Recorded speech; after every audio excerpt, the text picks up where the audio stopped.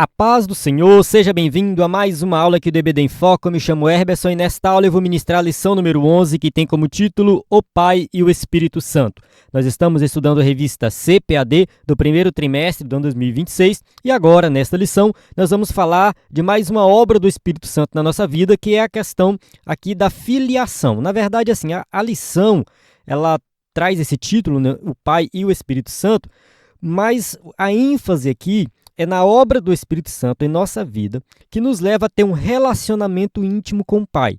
Isso é filiação, ou seja, somos salvos em Cristo e somos filhos de Deus, fomos feitos filhos de Deus, e isso acontece através da obra do Espírito Santo na nossa vida. E uma garantia desta filiação é que o Espírito Santo habita em nós e ele vai nos conduzir até a glorificação, que é o tópico 3 aqui dessa lição. Então a ideia é falar justamente dessa obra completa do Espírito Santo na nossa vida, né, e dessa intimidade que temos com o Pai, até mesmo para guardar os mandamentos. Como que nós conseguimos agradar o Pai? Como que nós guardamos os mandamentos do Pai? Através do Espírito Santo que está em nós. Então, se nós temos o Espírito de Deus, de fato, nós vamos obedecer a Deus, obedecer, né, aos seus mandamentos. Então, uma lição muito boa, uma lição que fala diretamente para os crentes que realmente têm compromisso com Jesus Cristo, têm compromisso com Deus Pai e com Deus Espírito Santo. Então, eu peço a você que quer aprender mais sobre a palavra de Deus, assista essa aula até o final. Se você é professor da EBD ou aluno da EBD, né, você vai assistir essa aula até o final. Nós vamos passar em cada tópico e subtópico da revista, explicando em detalhes aqui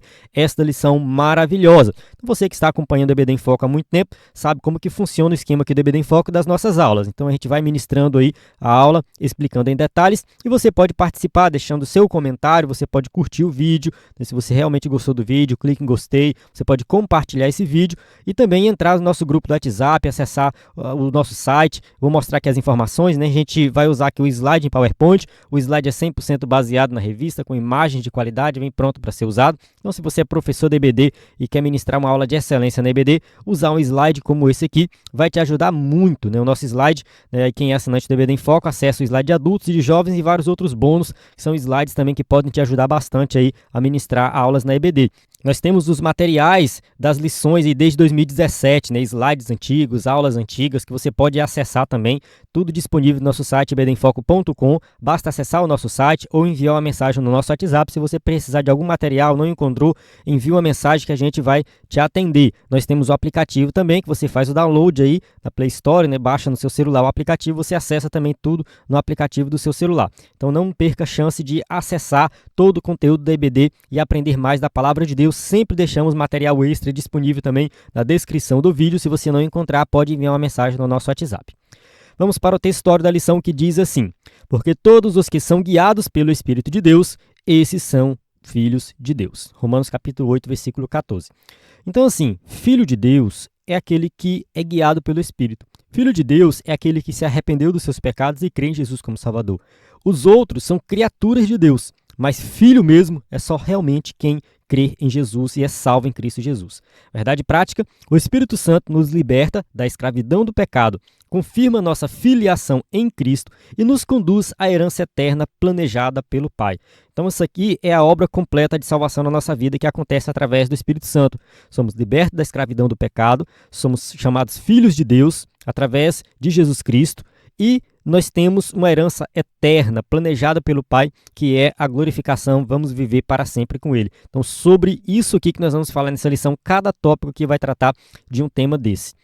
A leitura bíblica em classe se encontra em Romanos 8, de 12 a 17 e Gálatas 4, de 1 a 6. Vou avançar aqui para ganhar tempo no vídeo. Durante a aula a gente volta nessas passagens, assim, uma lição muito boa mesmo, com muitos versículos, muitas passagens bíblicas. A gente vai explicar tudo em detalhes a partir de agora.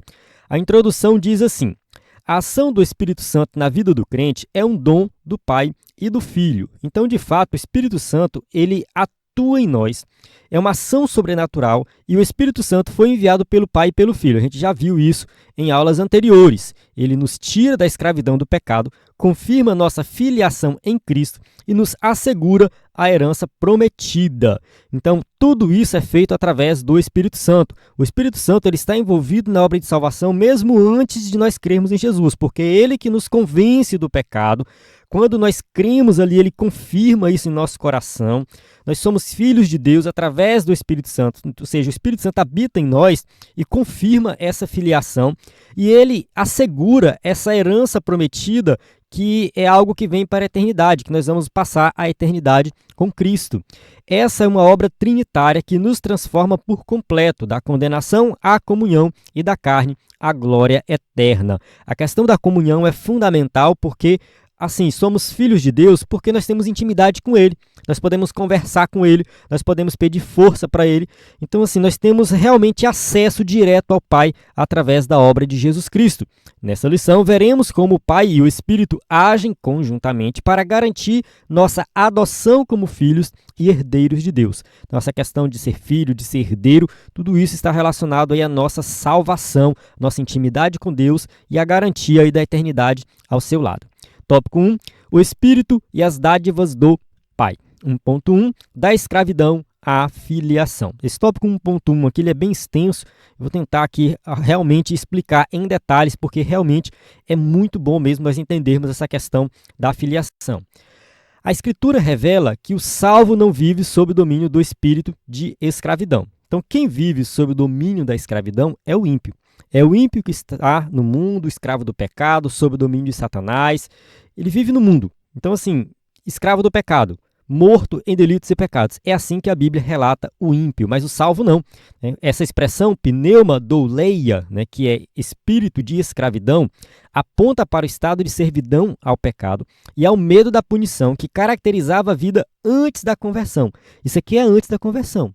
Antes nós vivíamos debaixo da maldição da lei, debaixo do pecado. Vamos ler Gálatas capítulo 3, versículo 10. Todos aqueles, pois, que são das obras da lei, estão debaixo da maldição, porque está escrito, maldito todo aquele que não permanecer em todas as coisas que estão escritas no livro da lei para fazê-las. Porque assim, a lei, ela apontava o pecado, a lei mostrava realmente o que é o pecado.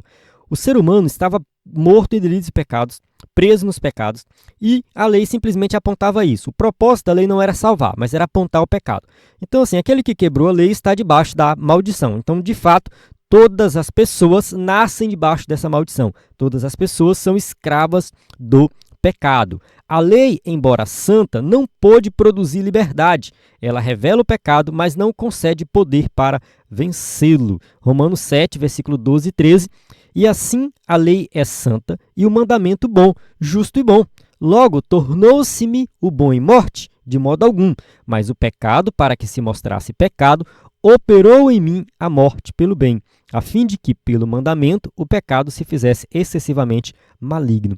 Então, assim, algumas pessoas interpretam errado essa passagem de Paulo, não somente essa de Romanos, mas também Gálatas, dizendo que a lei causou o pecado. E, na verdade, não é assim. A lei ela não causa o pecado. A lei simplesmente revela o pecado que já está em nós. Então, o ser humano já é pecador, o ser humano está morto em delitos e pecados, e a lei simplesmente mostra isso. Então, ele coloca assim, de modo algum, mas o pecado, para que se mostrasse pecado, operou em mim a morte pelo bem. Ou seja, quem opera a morte em mim é o pecado. Então, o pecado entrou no mundo e, através do pecado, a morte. Aí ele fala assim, a fim de que, pelo mandamento, o pecado se fizesse excessivamente maligno. Ou seja, através do mandamento, através da lei, eu passei a reconhecer que realmente o pecado é maligno. Eu passei a reconhecer a situação que eu estava. Então, Paulo coloca que a lei é santa e o mandamento é bom. Aqui é um jogo de palavras, lei e mandamento é a mesma coisa. Então, a lei é santa, a lei é boa. Por quê? Porque ela vem de Deus. Ela é justa porque ela vem de Deus. Então, a lei que veio de Deus, a lei que foi revelada ali no Antigo Testamento, essa lei ela é uma revelação para aquele período. E essa lei revelou o pecado como ele é, mas ela nunca teve o propósito de salvar. Se a gente for estudar com mais detalhes, a passagem de Romanos, a passagem de Gálatas, que Paulo trata desse tema, ele mostra ali que realmente a lei ela conduzia até Cristo. Mas a lei em si nunca teve o propósito de salvar. Inclusive, Paulo vai justificar que no Antigo Testamento a salvação já era pela graça de Deus, mediante a fé. Então, assim, Paulo está quebrando aqui aquele entendimento que muitos tinham de que a salvação vinha pela lei, mas nunca veio pela lei, nunca foi o propósito da lei. A lei é boa, ela é santa, ela é justa, ela é boa, tudo isso é muito bom, mas só teve o propósito de revelar o pecado. Esse era o propósito da lei. Entretanto, sob a graça divina, o crente recebe o espírito de adoção. Então, na graça de Deus, nós recebemos esse espírito de adoção, como está em Romanos capítulo 8, versículo 15, parte B. Esse espírito de adoção vem através da graça de Deus, não através da lei. Essa frase, pneuma oitesia, que é espírito de adoção, aponta para a nova identidade em Cristo, um vínculo de afeto e de perdão. Vamos ler Gálatas capítulo 4, versículo 4 e 5. Mas vindo a plenitude dos tempos, Deus enviou seu Filho, nascido de mulher, nascido sob a lei, para remir os que estavam debaixo da lei, a fim de recebermos a adoção de filhos.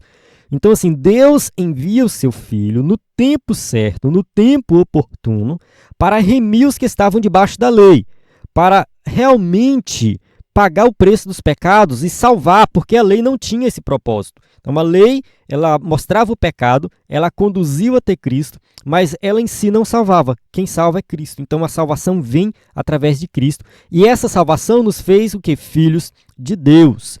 Não somos mais escravos, mas filhos.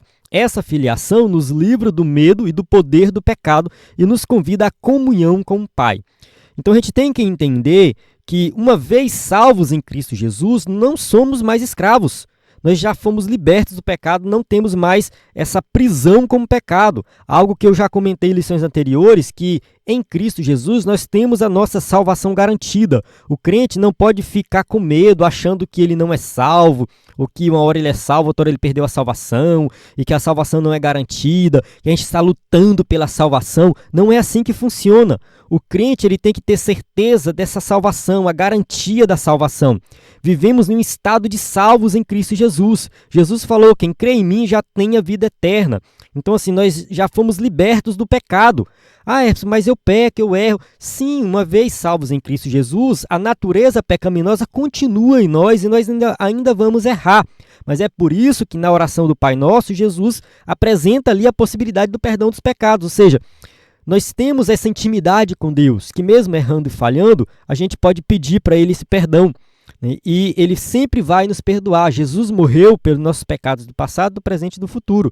Então, salvos em Cristo Jesus, temos a nossa salvação garantida. Somos filhos de Deus, não temos que viver com medo agora de ir para o inferno, com medo do pecado. Não, nós temos a nossa salvação garantida em Cristo Jesus. Vamos ler aqui 1 João capítulo 3, versículo 1.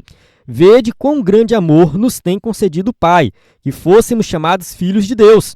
Por isso o mundo não nos conhece, porque não o conhece a Ele. Houve uma transição da vida que nós tínhamos no passado para a vida nova. Na vida nova, somos filhos de Deus. Nós somos agora diferentes a tal ponto de que o mundo não nos conhece. Ou seja, uma vez como filhos de Deus, o mundo não nos conhece mais. Vivemos uma vida diferenciada. Gálatas capítulo 5, versículo 1. Estai, pois, firmes na liberdade com que Cristo nos libertou, e não torneis a colocar-vos debaixo do jugo da servidão. Isso aqui, Paulo está falando daqueles que, uma vez salvos, queriam ficar seguindo os rudimentos da lei, seguindo as coisas do Antigo Testamento. Paulo fala, não, vocês estão livres disso, isso é passado. A vida do passado já era, já acabou. Uma vez em Cristo Jesus, não temos mais que ficar vivendo nos rudimentos da lei, nos rudimentos das coisas antigas. Hoje em dia, muita gente se converte e quer continuar ainda no estilo de vida antigo, quer continuar ainda preso a coisas antigas, a rudimentos antigos. Não, passou, é passado. Somos livres em Cristo Jesus. E essa liberdade agora é algo que realmente nos dá a garantia da vida eterna. Entende? Então, assim, esquece essa vida de escravidão que vocês tinham no passado. Vamos viver agora como livres e realmente filhos de Deus. Tópico 1.2, da rebeldia a filho legítimo. Vamos lá. Antes da regeneração, éramos espiritualmente rebeldes, mas por meio da graça fomos transformados e assim o Espírito testifica com o nosso espírito que somos filhos de Deus. Romanos 8,16. Então, assim, antes da regeneração, antes de nós sermos realmente regenerados, ter uma nova vida, a gente vivia numa vida de rebeldia. tá? A vida de rebeldia, contrário às coisas de Deus, mas através da graça de Deus somos transformados. E é o Espírito Santo que testifica em nós que de fato somos filhos de Deus. Então, o que me dá garantia disso é o Espírito Santo que habita em mim. Ele me mostra isso. Então, essa declaração refere-se a uma nova posição espiritual e jurídica. O Espírito opera a adoção e confirma interiormente essa verdade, dando testemunho direto ao coração do crente. Então, de fato, se nós temos o Espírito Santo dentro de nós, ele vai confirmar dentro de nós que somos filhos de Deus, que temos uma nova posição espiritual e jurídica diante de Deus, que não somos mais condenados, que não vamos sofrer mais a condenação do inferno, condenação do pecado, nada disso. Nós fomos salvos, limpos, purificados, justificados, regenerados e somos filhos de Deus. Então nós temos uma nova posição diante de Deus. Os privilégios dessa dádiva incluem o direito de chamar a Deus de Pai, pelo qual clamamos Abba Pai, em que o aramaico Abba é a forma carinhosa para papai. Indica que em Cristo temos o íntimo e livre acesso ao Deus Todo-Poderoso. Efésios capítulo 2, versículo 18, porque por ele ambos temos acesso ao Pai em um mesmo Espírito. Então, assim, nós temos acesso a Deus por meio de Jesus Cristo, porque por ele nós temos esse acesso. Então, assim, vamos chegar diante de Deus com intimidade, vamos chegar diante de Deus, né, entendendo que realmente ele nos ama, que ele nos quer próximo dele, que ele quer cuidar de nós, que ele quer cuidar da nossa vida, que ele se preocupa com todos os detalhes da nossa vida. Então é assim que nós temos que viver agora, em intimidade com Deus, chamando ele de papai, né? Outro benefício do filho tornado legítimo é que ele se torna herdeiro de toda a riqueza do seu pai adotivo. Então, assim, uma vez que somos filhos de Deus, agora nós somos herdeiros, temos direito a essa herança. A herança agora, né, também é nossa. Então, toda a riqueza, tudo que pertence a Deus, pertence a nós também. Somos filhos de Deus e ponto final. Então, isso aqui é algo que deve nos dar esperança futura. É uma garantia de que realmente Deus está cuidando de nós, se preocupa com o nosso futuro e com toda a nossa eternidade. Vamos viver a eternidade com Ele. Tópico 1.3, das trevas à plenitude do Espírito. No outro tempo, vivíamos em trevas espirituais. As trevas simbolizam pecado e separação de Deus. Efésios capítulo 5, versículo 8, parte A, porque no outro tempo éreis trevas. Então, assim, vivíamos nas trevas, vivíamos no pecado, vivíamos na escuridão, longe de Deus, separado das coisas de Deus. A transição das trevas para a luz é um ato gracioso do Pai. Vamos ler aqui 1 Pedro, capítulo 2, versículo 9. Mas vós sois a geração eleita, o sacerdócio real, a nação santa, o povo adquirido, para que anuncieis as virtudes daquele que vos chamou das trevas para a sua maravilhosa luz. Então, assim, nós somos um povo diferenciado. E a parte final aqui, que é o foco da lição, nós somos chamados das trevas, do mundo de trevas, de um outro mundo. Agora nós vivemos na maravilhosa luz. Agora nós somos transportados para o reino de Deus. Agora nós vivemos no reino em que Cristo reina. É um reino de luz, onde nós enxergamos a verdade, nós enxergamos o que acontece nesse mundo. Então, assim, nós temos que ter esse discernimento, né, de que realmente o mundo vive em trevas. Em Cristo, nós temos acesso a essa luz e vivemos uma vida diferenciada. Então, assim, nós fomos chamados para essa luz, né, que é Jesus Cristo. E é o reino de Deus, né? Então, assim, a gente tem que pensar na questão do reino. Uma vez que estamos em Cristo, vivemos no reino de Jesus Cristo e Ele reina sobre nós. O sinal dessa nova vida é a presença do Espírito. Gálatas, capítulo 4, versículo 6. Porque sois filhos, Deus enviou aos vossos corações o Espírito de seu Filho, que clama Abba Pai. Então, assim, pelo fato de nós sermos filhos, Deus colocou em nós, em nossos corações, o Espírito Santo. Então, o Espírito Santo de Deus habita em nós, né, e é Ele que faz com que nós tenhamos essa capacidade de chamar Deus de Pai, de Papai, de ter intimidade com Ele e apresentar todas as nossas necessidades diante dEle. Então, assim, temos que aproveitar isso, aproveitar essa intimidade que nós temos com Deus. O envio do Espírito é a prova da adoção do crente como filho legítimo. Vamos ler Romanos 8, de 14 a 16. Porque todos os que são guiados pelo Espírito de Deus, esses são filhos de Deus. Porque não recebeste o espírito de escravidão, para outra vez estardes em temor, mas recebeste o espírito de adoção de filhos, pelo qual clamamos, Abba, Pai. O próprio Espírito testifica com o nosso espírito que somos filhos de Deus. Então, assim, a passagem aqui de Romanos deixa bem claro, né, que nós realmente somos filhos de Deus, nós realmente fomos guiados pelo Espírito Santo de Deus. É o Espírito que nos guia. Esse Espírito é o Espírito de liberdade, não o Espírito de escravidão. A gente não tem que viver com temor, a gente não tem que viver com medo. Essa ideia de que o crente está com medo de não ser salvo e tudo mais, aquela coisa toda, eu sempre falo isso. Nós temos que ter certeza da nossa salvação. O Espírito Santo está em nós. Então não é o espírito de temor, não é o espírito de medo, não é o espírito de escravidão. Não, é de liberdade, né? Somos filhos de Deus, né? E esse Espírito Santo testifica com o nosso espírito e nos dá essa garantia. A expressão espírito de seu filho aponta para a missão do Espírito em continuar a obra de Cristo. Então, o Espírito Santo continua a obra de Cristo em nossos corações. João capítulo 15, versículo 26. Mas quando vier o Consolador, que eu da parte do Pai vos hei de enviar, aquele Espírito de verdade que procede do Pai, ele testificará de mim. Então, o Espírito Santo testifica de Cristo em nós. Então, nós temos essa garantia, essa certeza, porque o Espírito Santo está em nós. Filipenses capítulo 1, versículo 19, porque sei que disto me resultará a salvação, pela vossa oração e pelo socorro do Espírito de Jesus Cristo. Então, o Espírito de Cristo aqui realmente simbolizando essa continuação da obra de Cristo em nossos corações. E assim como Jesus orava, Abba, Pai, o crente é capacitado a ter comunhão com Deus.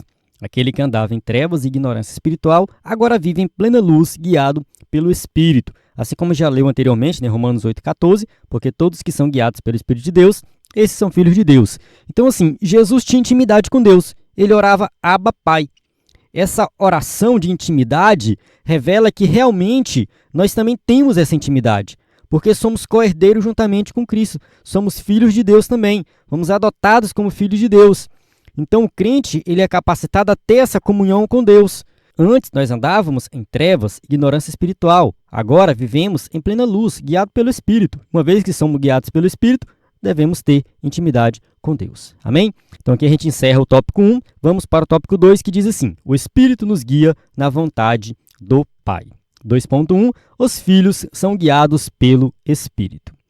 Paulo explica que a marca de um filho de Deus não é a filiação nominal, mas uma vida conduzida pelo Espírito. Romanos 8,14, que a gente já leu, né? Então a gente fala que, deixa bem claro, né? Paulo fala que devemos ser guiados pelo Espírito. Então, essa questão da prática da vida cristã é que realmente vai garantir que nós somos filhos de Deus. Não é simplesmente uma questão da filiação nominal de sermos chamados filhos de Deus. Não. Mas é uma vida conduzida pelo Espírito. É uma vida de retidão em que o Espírito Santo está nos ensinando o tempo todo a tomar a decisão correta. O verbo guiados está no tempo presente passivo, indicando que os crentes são continuamente orientados pelo Espírito, como alguém que é levado pela mão. Então, assim, a questão de ser guiado pelo Espírito é uma orientação contínua na vida do crente. 1 João capítulo 2, versículo 27. E a unção que vós recebeste dele fica em vós, e não tendes necessidade de que alguém vos ensine. Mas, como a sua unção vos ensina todas as coisas, e é verdadeira, e não é mentira, como ela vos ensinou, assim nele permanecereis. Então, assim, nós temos a unção de Deus na nossa vida, nós temos o Espírito Santo de Deus na nossa vida. O Espírito Santo nos guia, ele nos ensina, e ele nos diz o que fazer. Então, todos nós sabemos que decisão tomar, na maioria das situações. Na maioria das situações, nós já temos o entendimento, porque temos o Espírito Santo dentro de nós, e sabemos o que fazer, sabemos o que é correto. E uma vez que somos orientados de fato pelo Espírito e tomamos a decisão correta, isso nos mostra que somos de fato filhos de Deus. Isso nos mostra que somos de fato guiados pelo Espírito Santo. Então, o crente que sabe tomar a decisão correta, o crente que sabe fazer o que é certo, o crente que guarda os mandamentos, ele está mostrando realmente que ele é filho de Deus. Isso significa que são instruídos pelo Espírito no caminho do Pai em todo o curso da vida. Essa direção do Espírito se opõe à inclinação da carne. Gálatas 5,16, digo, porém, andai em Espírito e não cumprireis a concupiscência da carne. Então, há uma oposição do Espírito e da carne, e a única forma de nós vencermos a carne é andar no Espírito, é seguir a direção do Espírito. Então, andai no Espírito e a gente não vai cumprir a concupiscência, ou seja, os desejos da carne. Tal orientação não é forçada, mas fruto da habitação do Espírito no coração regenerado.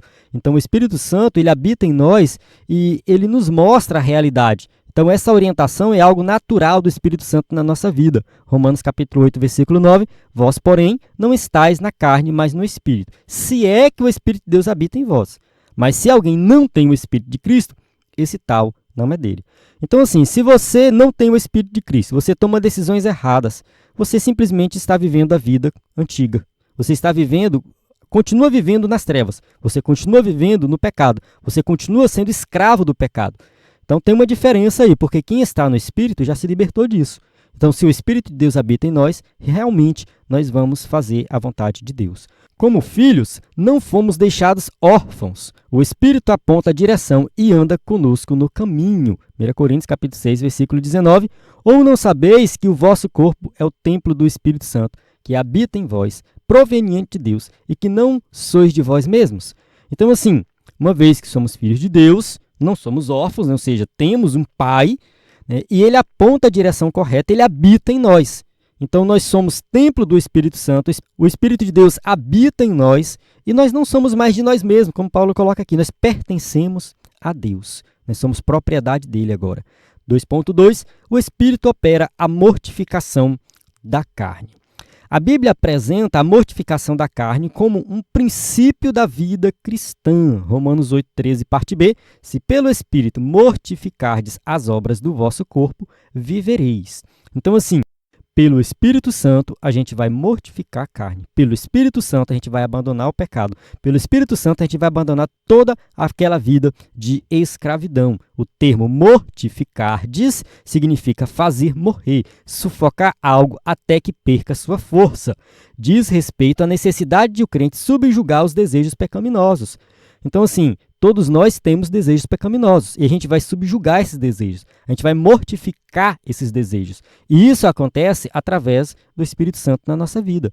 Então, é viver pelo Espírito, andar no Espírito. Você vai ler a Bíblia, você vai orar, você vai buscar as coisas de Deus, vai fazer o que é correto, vai tomar a decisão correta, você vai realmente fazer o que é certo para mortificar a carne. Então, fazendo as coisas do Espírito e seguindo o Espírito, você sufoca a carne e não vive no pecado. O texto afirma que é pelo Espírito que essa obra é realizada. Ele é o agente divino que capacita o salvo a vencer a carne. Então, quem vai nos levar a vencer o pecado, vencer a carne, é o Espírito Santo que está em nós. Porém, o papel do crente não é ser passivo, não é cruzar os braços e ficar esperando o Espírito Santo agir. Não é assim. Devemos andar em Espírito, despir-se do velho homem, crucificar a carne e nos santificar diariamente. Isso aqui é uma atitude que o ser humano tem que tomar. A santificação é uma obra que acontece em parceria com Deus. É algo que vem de Deus, mas ao mesmo tempo tem o nosso esforço. Nós não devemos nos esforçar para sermos salvos. Não, a salvação é gratuita, vem de Deus, é uma garantia de Deus. Então, se a gente for olhar para a obra da salvação, a justificação é algo exclusivamente de Deus, não tem o que nós devemos fazer. A regeneração, algo exclusivamente de Deus, não tem o que nós devemos fazer. Mas a santificação não. A santificação tem uma cooperação nossa. A santificação exige de nós uma atitude. Andar em espírito é atitude. Andar é diferente de ficar parado. Você deve andar em espírito, despir-se do velho homem, ou seja, você tem que ter desejo de abandonar o pecado, abandonar as coisas antigas. Você tem que crucificar a carne e santificar diariamente. Então, isso aqui são atitudes que nós devemos tomar. Nós participamos da santificação, da obra de santificação. 1 Tessalonicenses 4,3, porque esta é a vontade de Deus, a vossa santificação, que vos abstenhais da fornicação. Aí Paulo vai falar mais sobre isso, mas assim, nós temos que tomar essa atitude de abandonar o pecado. Devemos tomar essa atitude de abandonar o que é errado, deixar tudo para trás e viver uma vida em Cristo, andar no Espírito. A ação do Espírito não apenas mostra o erro, mas transforma a vontade e fortalece o crente contra o pecado. Então, essa ação sobrenatural do Espírito Santo realmente nos leva a abandonar o pecado e viver uma vida de santidade. Romanos 6,14, porque o pecado não terá domínio sobre vós, pois não estáis debaixo da lei, e sim da graça. Então, assim, se estamos debaixo da graça de Deus, não devemos mais seguir as ordens do pecado, mas as ordens do Espírito. Tópico 2.3, o Espírito age conforme o plano do Pai. O plano da redenção é uma obra trinitária. Vamos ler aqui Gálatas 4, de 4 a 6. Vindo a plenitude dos tempos, Deus enviou seu Filho para remir os que estavam debaixo da lei, a fim de recebermos a adoção de filhos. Deus enviou aos nossos corações o Espírito do seu Filho, que clama Abba, Pai. Então aqui faz parte da leitura bíblica em classe, né, que a gente vai explicar agora, né? Esse texto enfatiza que o Pai enviou o Filho na plenitude dos tempos, isto é, no tempo por Deus escolhido.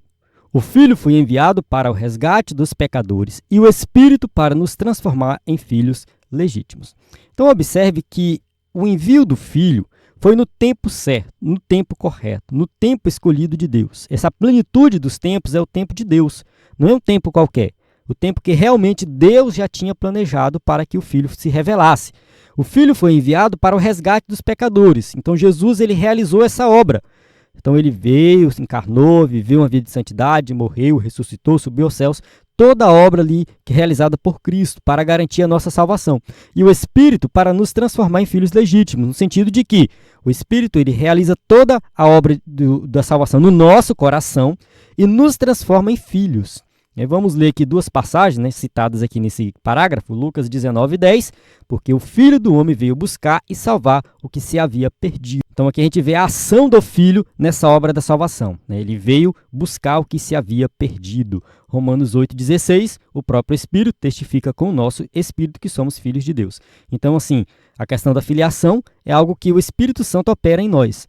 Então, a obra completa do Espírito Santo, Pai, Filho e Espírito agindo aqui, né? O Pai planejou, o Filho executou e o Espírito Santo, né, trabalha essa obra em nossos corações, né? Ele faz com que essa obra seja efetiva em nós. Então, desse modo, o Pai é o autor do plano de salvação.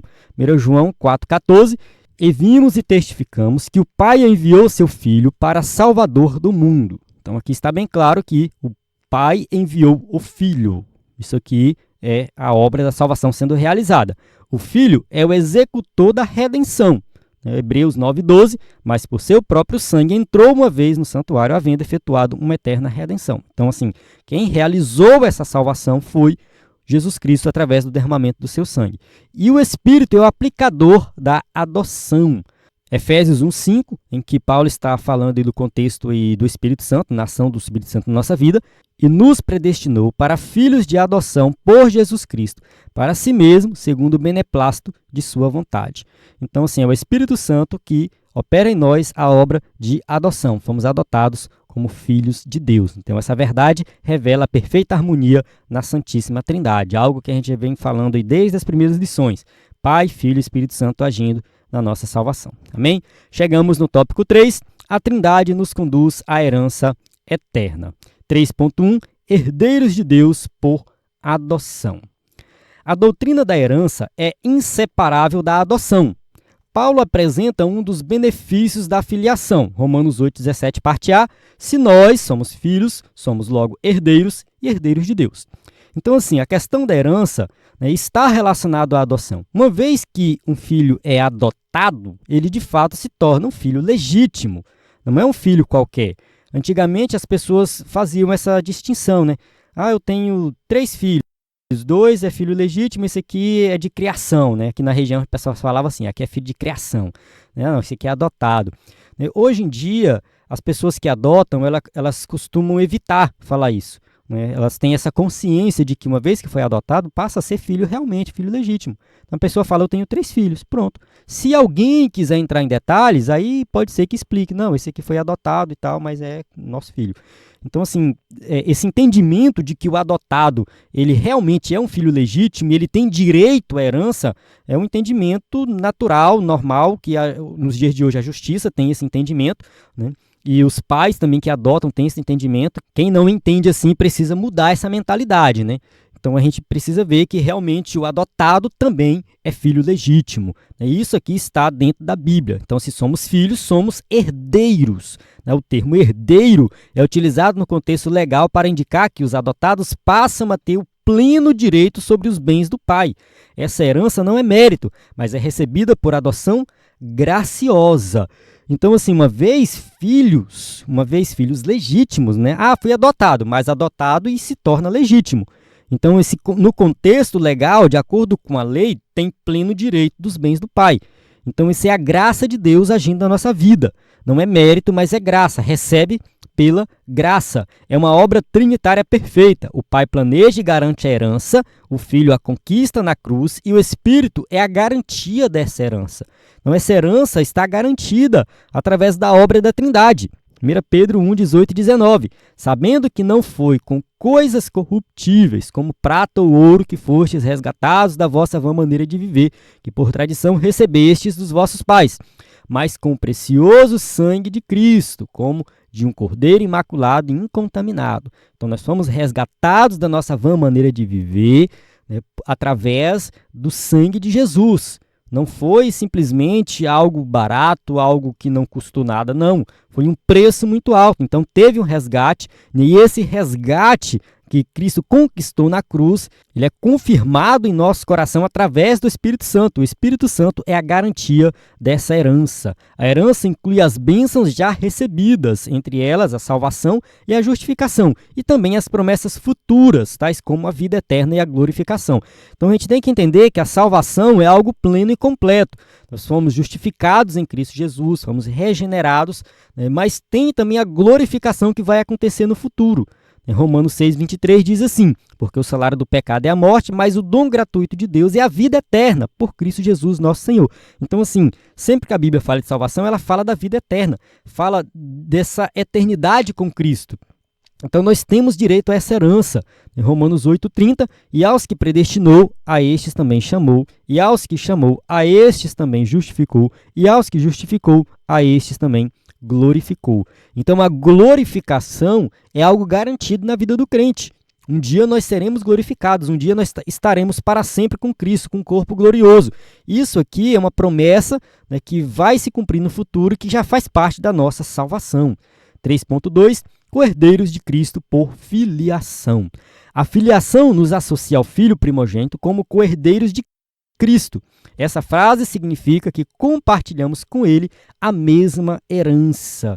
Então, assim, Cristo, no fim dos tempos, ele vai mostrar que ele é vitorioso e que ele tem direito a tudo no universo e que nós vamos participar dessa vitória e participaremos com ele na herança. Será compartilhado conosco. O filho reparte com seus irmãos redimidos aquilo que recebeu como herança eterna. Apocalipse 3, 21. Ao que vencer, lhe considerei que se assente comigo no meu trono, assim como eu venci e me assentei com o meu Pai no seu trono. Então, o livro de Apocalipse é um livro que fala justamente dessa vitória final de Cristo e nós vamos compartilhar com ele dessa vitória. Nós seremos vencedores juntamente com ele. Essa herança não é de posses materiais, mas é gloriosa, incorruptível e incontaminável. Então, é herança eterna, algo incontaminável, algo incorruptível. João capítulo 17, versículo 24. Pai, aqueles que me deste, quero que onde eu estiver, também eles estejam comigo, para que vejam a minha glória que me deste, porque tu me amaste antes da fundação do mundo. Então, nós vamos participar juntamente com Cristo dessa glória de tudo que ele tem. Em 1 Pedro capítulo 1, versículo 4, para uma herança incorruptível, incontaminável e que não se pode murchar, guardada nos céus para vós. Então, assim, nós temos que pensar nisso, que nós temos essa herança incorruptível, incontaminável, que está guardada nos céus, é algo eterno, é algo que nós vamos participar por toda a eternidade juntamente com Cristo.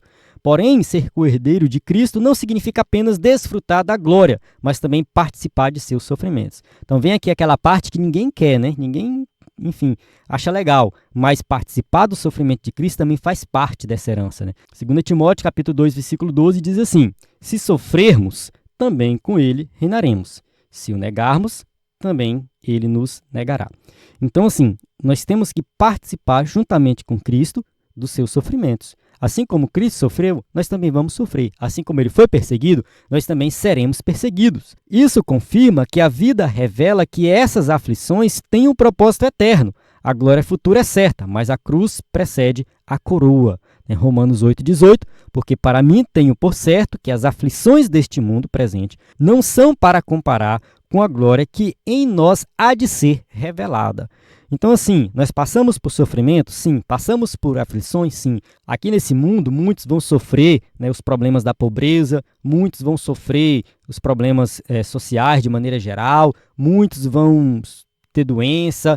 Faz parte desse mundo caído. Infelizmente faz parte, e uma vez crentes em Cristo Jesus, muitas vezes vamos sofrer perseguição por causa disso, mas Paulo fala: tenho por certo que as aflições deste mundo não são para comparar com a glória em que há de nos ser revelada. Ou seja, tem algo tão extraordinário lá na frente que não tem como comparar. Não existe essa comparação. É algo infinitamente maior. E Paulo tinha consciência disso, a certeza disso. Nosso chamado não é apenas para ser salvo, mas para ser moldado conforme o Filho. E isso inclui as marcas da cruz. Gálatas 6,17, Paulo fala assim: desde agora ninguém me inquiete, porque trago no meu corpo as marcas do Senhor Jesus. Então Paulo fala aqui dessas marcas também no sentido físico, que ele realmente era açoitado, apedrejado, sofria perseguição, passou fome, passou dificuldade. Então, assim, Paulo era crente. Quem é mais crente do que Paulo aqui? Entende? E às vezes a gente reclama do sofrimento, das dificuldades. Então Paulo ele deixa esse exemplo aqui, que ele sofreu, mas ele estava imitando a Cristo, ele estava seguindo o caminho de Cristo, seguindo o seu chamado. E isso aqui quebra toda essa falsa teologia da prosperidade que diz por aí que o crente tem que ser vencedor, que o crente não pode sofrer, que o crente não pode ter dificuldade, que o crente é isso, que o crente é aquilo, que o obreiro, o pastor tem que andar de jatinho, tem que ter mansão. Isso aí é totalmente contrário às Escrituras. Olhando para a vida de Paulo, está totalmente errado. Totalmente errado. Servir a Cristo muitas vezes implica em ter dificuldade. Servir a Cristo muitas vezes implica em passar por doença, por perseguição. E isso não significa que a pessoa não está sendo fiel a Deus. Senão, Paulo seria o mais infiel de todos. Tanto que Paulo sofreu. Mas sim, Paulo era um crente verdadeiro, e ele fez a obra, cumpriu o seu chamado, mostrando que realmente o crente muitas vezes vai passar por muitos problemas, muitas dificuldades, mas ele tem que confiar que Cristo está com ele. Assim como Cristo foi perseguido, nós também seremos. 3.3, o pai administra o tempo da herança. Paulo descreve a condição espiritual do homem antes da plena revelação de Cristo. Gálatas 4, versículo 1 e 2. Todo o tempo que o herdeiro é menino, está debaixo de tutores e curadores até ao tempo determinado pelo pai. Então, Paulo usa aqui essa expressão, o herdeiro é menino, para se referir ali à condição do povo de Israel no Antigo Testamento. Ele vai usar essa linguagem mostrando que o menino, a criança, ela precisa do tutor, ela precisa do aio, que é aquele tutor que guiava a criança até chegar na vida adulta para depois ele ter uma vida independente. E assim que eram aqueles que viviam na Antiga Aliança. Essa metáfora ilustra o período da Antiga Aliança, em que Israel, apesar das promessas, ainda não havia recebido a herança. Indica que o Pai Celestial é quem administra o momento do acesso à posse da herança.